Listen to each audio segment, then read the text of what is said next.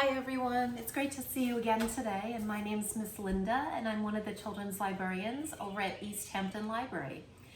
So I'm here to share another read aloud story with you, and this one is called Last Stop on Market Street, and it was written by an author named Matt de la Peña.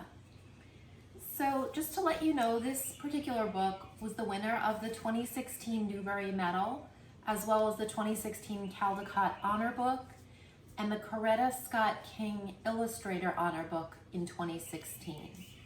So it's a really sweet story about a young boy and his relationship with his grandmother and his community. So let's get started. So Last Stop on Market Street.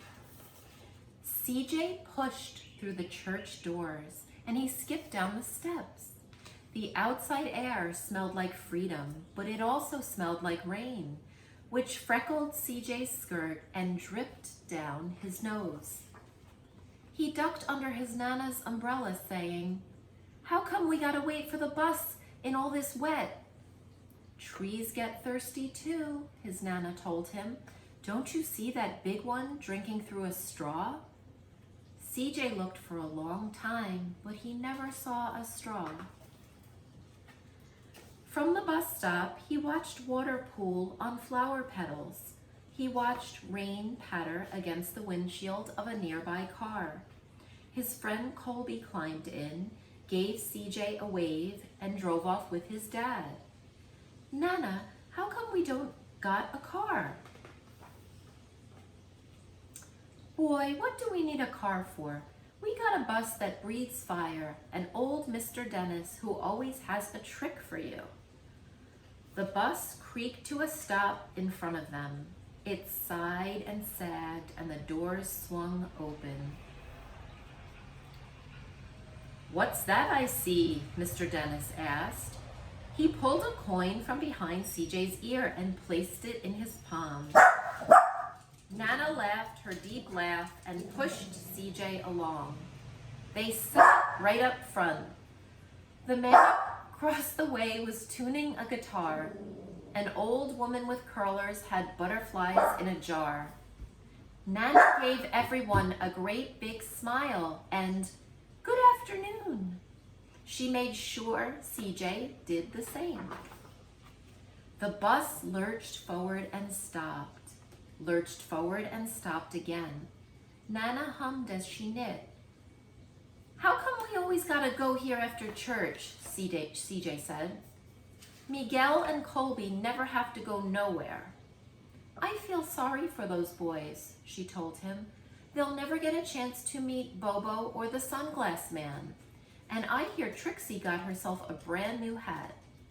CJ stared out the window, feeling sorry for himself. He watched the cars zip by on either side, and he watched a group of boys hop curbs on bikes. A man climbed aboard with a spotted dog. CJ gave up his seat. "How come that man can't see?" "Boy, what do you know about seeing?" Nana told him. "Some people watch the world with their ears." "That's a fact. Their noses too," the man said, sniffing at the air. "That's a mighty fine perfume you're wearing today, ma'am." Nana squeezed the man's hand and laughed her deep laugh. Two older boys got on next. CJ watched as they moved on by and stood in back. "Sure wish I had one of those," he said. Nana set down her knitting. "What for? You've got the real live thing sitting across from you. Why don't you ask the man if he'll play us a song?" CJ didn't have to. The guitar player was already plucking the strings and beginning to sing.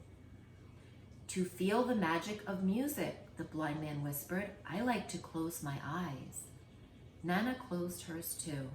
So did CJ and the spotted dog. And in the darkness, the rhythm lifted CJ out of the bus and out of the busy city. He saw sunset colors swirling over crashing waves. He saw a family of hawks slicing through the sky. He saw the old woman's butterflies dancing free in the light of the moon. CJ's chest grew full and he was lost in the sound, and the sound gave him the feeling of magic. The song ended and CJ opened his eyes. Everyone on the bus clapped, even the boys in back. Nana glanced at the coin in CJ's palm.